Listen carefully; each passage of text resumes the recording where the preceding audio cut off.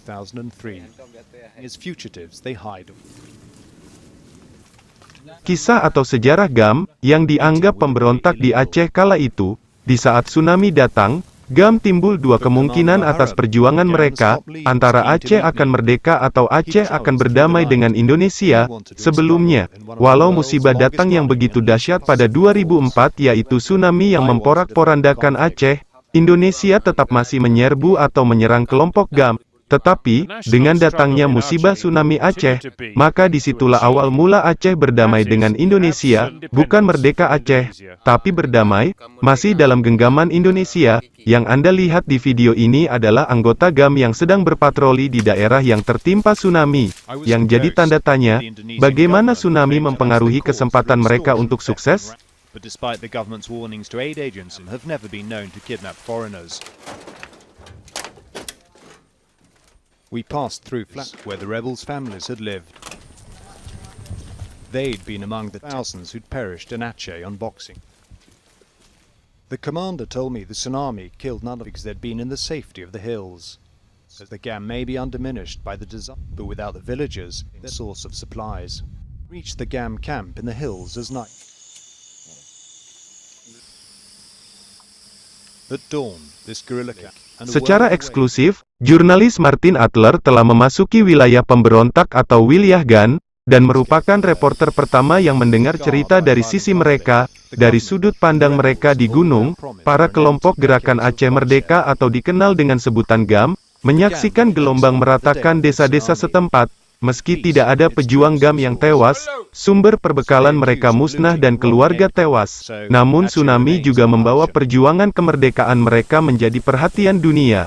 Mereka tahu itu bisa menjadi titik balik dalam perang dan akan menggunakan gencatan senjata yang diusulkan untuk berkumpul kembali, mungkin damai atau mungkin perang, tapi kami akan tetap memobilisasi kekuatan kami, kata Panglima Muharram, pimpinan tertinggi GAM di Aceh Utara. Namun apa boleh buat Aceh tetap dalam genggaman Indonesia hingga hari ini, padahal saat tsunami datang di Aceh, musibah besar tersebut memberi dampak bagi Aceh untuk merdeka.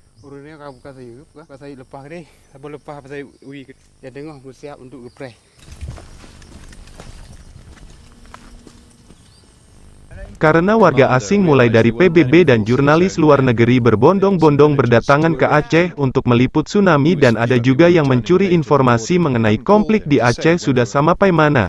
Namun, apa yang terjadi bukanlah pada tujuan dari GAM. GAM kala itu menginginkan merdeka bukan damai. Karena damai masih saja dalam genggaman Indonesia Aceh. Andai kata merdeka mungkin Aceh sudah seperti Qatar, karena Aceh banyak sekali hasil bumi, dan juga akan berkemungkinan akan tertinggal layaknya negara lain, yang tidak mampu untuk mengelola negaranya. Antara dua kemungkinan jika Aceh merdeka, bisa maju atau akan mundur, yang jadi pertanyaan bagi rakyat Aceh hari ini. Lebih-lebih lagi bagi anggota GAM, kenapa Aceh tidak jadi merdeka? Kok harus berdamai dengan Indonesia? Padahal sudah puluhan tahun dari pertama kali Hasan Tiro membangun forum GAM untuk rebut merdeka bukan minta damai.